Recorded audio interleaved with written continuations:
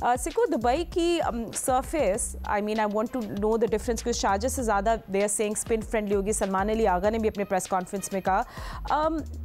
अब सलमान अली आगा की मैं प्रेस कॉन्फ्रेंस सुनी थी, वो कहते हैं हमारे पास बड़ी फ्लेक्सिबिलिटी है टीम में, we have 5 seamers, multiple spinners. अब ट्राई सीरीज़ के फाइनल में हमने डबल रिस्ट स्पिन खिलाया लाइक अब्रार और सुफियान मुकीम को, तो ये क्या एक इंडिया के लिए रिहर्सल होगी आज के मैच में? व्हाट आर द कॉम्बिनेशंस जो आप देखना चाहते हैं और हम क्या कर सकते हैं आज?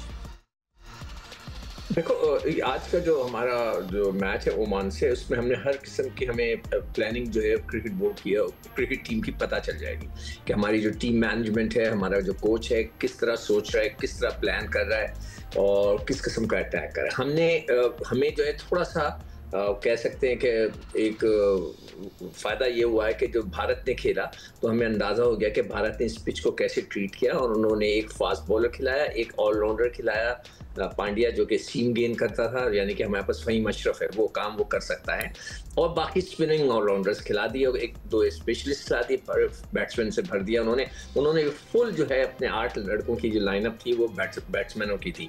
तो यही स्ट्रैटेजी मुझे लगता है कि पाकिस्तान को भी अडॉप्ट करनी चाहिए, मगर ये कि अगर आज पिच चेंज हुई, अगर बहुत हार्ड हुई, आपको लगा कि इसमें सीमर काम कर सकते हैं, तो then we have to play 1 seamer, मगर वो बहुत ही क्रूशल किस्म का डिसीजन होगा पिच रीड करना।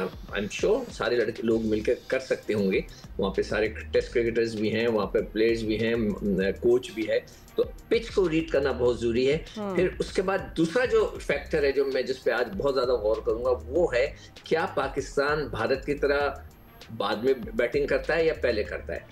अगर मेरी ख्वाहिश अगर होगी या मेरी जो ओपिनियन होगी, मैं कहूँगा कि जी यहाँ पे तो हमें रन रेट का कोई इशू नहीं है, 2 तगड़ी टीमें 100% इंशाल्लाह पाकिस्तान और भारत अगले राउंड में आ जाएंगे, तो हमें उसकी फिक्र नहीं करनी चाहिए और हमें मैक्सिमम 20 ओवर्स खेल के उसके ऊपर प्रैक्टिस देनी चाहिए। हर लड़के को जो लड़के खेल रहे हैं वो सब खेलें, अपने नॉर्मल खेलें, ये ना करें जैसे कि भारत ने किया कि 4 ओवर में मैच खत्म कर दिया, किसी को प्रैक्टिस भी नहीं मिली। वो जब हमारे पास खेलने आएंगे उनके लड़कों को मैच प्रैक्टिस नहीं होगी।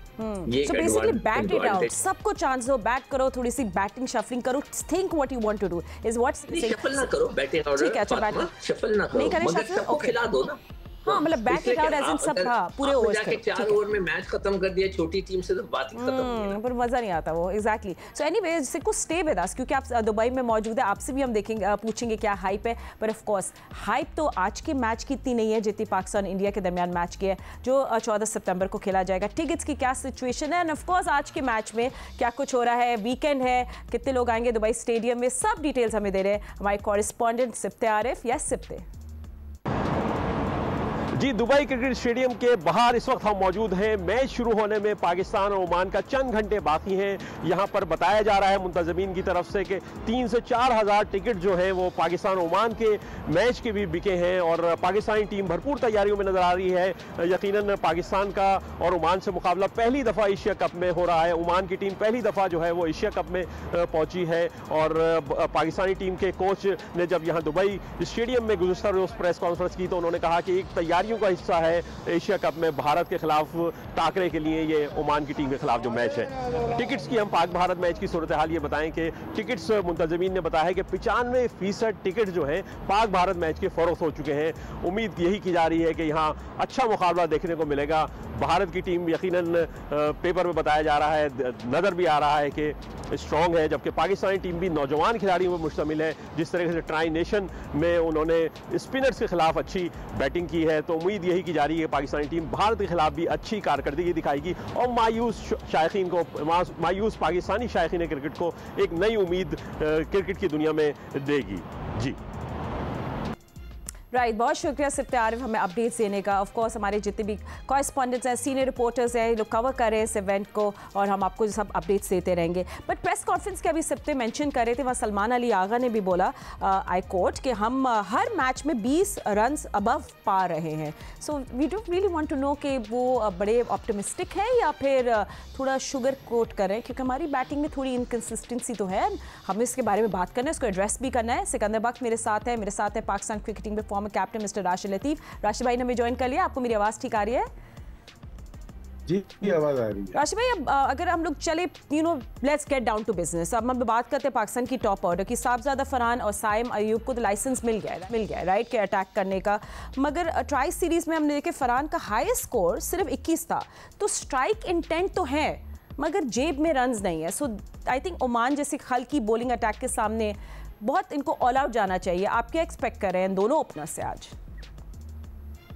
देखिए, बड़ा स्कोर नहीं कर पा रहे, ये हमें नजर भी आ रहा है, लेकिन कोशिश कर रहे हैं, स्पेशली साहबजादा फरहान। बाकी दो तो काफी मैचेस खेल चुके हैं।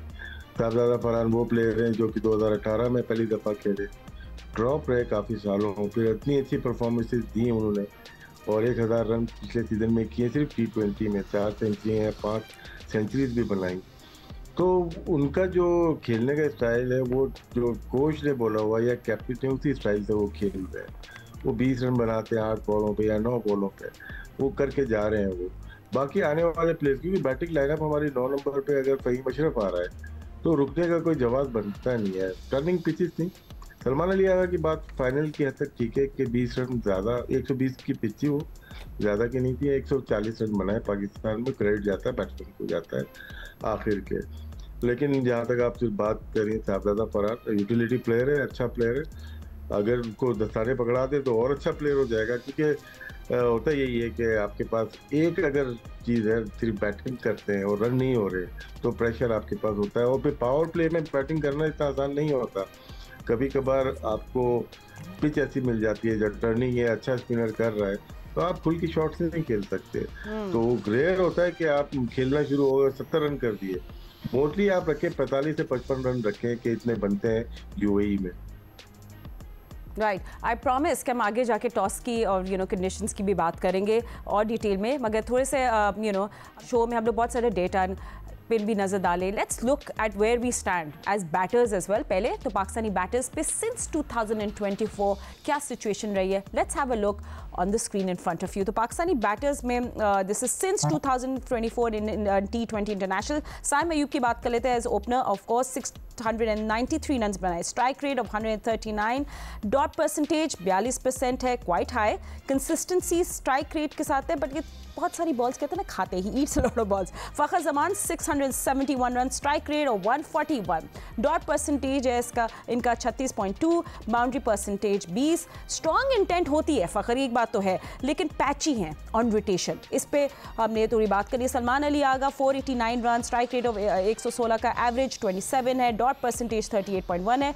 ही is more of an anchor मगर strike rate is low. And then Hasan Nawaz के बारे में सब बातें आज करें। आज मैंने उनके आर्टिकल भी पढ़ा। Hasan Nawaz 432 run, strike rate of 167, dot percentage 35.6, boundary percentage 22। Insane power hitting है वैसे इनकी, बट रिस्क स्लैश रिवॉर्ड। और Mohammad Haris 298 run with strike rate of 141, dot percentage 40 है, not rotating again but purely boundary dependent होते हैं, that's what we seen. And Khushdil Shah strike rate उनका 89.5 है, dot percentage 53, थोड़े बैड रिटर्न्स आते हैं। सो पाकिस्तान का टॉप हैवी रन्स जो है ना, वो साइम, फ़खर और हसन नवाज के, जिस तरह हम देख रहे हैं। सलमान अगर स्टेडी हैं मगर थोड़े से स्लो है। सो बिग हिटर्स जैसे खुशदिल हैं, they dragging the numbers down. And Ahmed Shehzad ने भी हमें ज्वाइन कर लिया, thank you Ahmed for joining us. मैं अभी हसन नवाज की बात कर रही थी,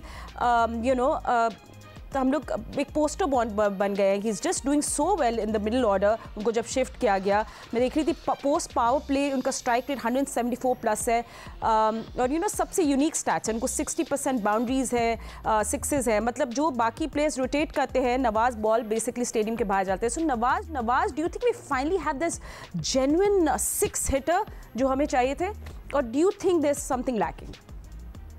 नहीं, नथिंग इज लैकिंग। सिर्फ एक चीज है, जितना वो इंटरनेशनल क्रिकेट खेलते जाएंगे, थोड़ा एक्सपीरियंस आता जाएगा, पिक एंड चूज करेंगे बॉलर को, कंडीशन को थोड़ा सा देख लेंगे, टीम की हालत देख लेंगे। जिस तरह अफगानिस्तान के अगेंस्ट जो मैच हो रहा था, वहां पे बॉल टर्न हो रहा था, ऑपोजिशन का मेन बॉलर राशिद बॉलिंग कर रहा था, फिर उसी को जो और विकेटें पाकिस्तान की गिरी हुई थी, वहीं पे जो है ना उन्होंने अटैक किया, और अटैक भी जो किया वो क्रॉस द लाइन मार रहे थे। तो ये थोड़ा सा सीख जाएंगे वक्त के साथ साथ। जैसे ही थोड़े से फेलियर्स आते हैं, आप इंटरनेशनल क्रिकेट खेलते हैं तो इंसान एक्सपीरियंस लर्न करता है, गेन करता है, इसी का नाम तो एक्सपीरियंस होता है। बाकी अगर उनकी बैटिंग के अंदर देखेंगे तो सारी उनके पास क्वालिटी मौजूद है,